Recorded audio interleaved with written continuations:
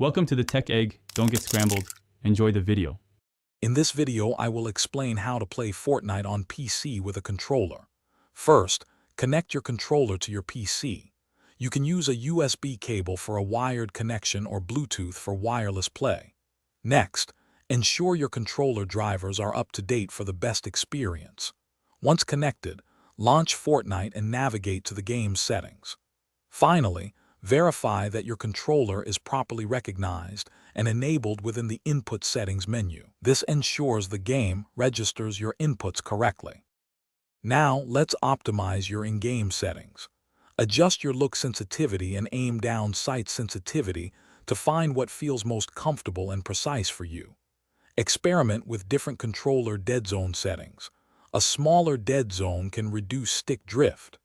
Customize your button mapping to suit your personal playstyle, perhaps remapping less used buttons. Consider using the Builder Pro layout or creating a custom one for more efficient building and editing actions during gameplay. To truly master controller gameplay, consistent practice is key. Dedicate time in creative mode to hone your building and editing skills, aiming for speed and precision.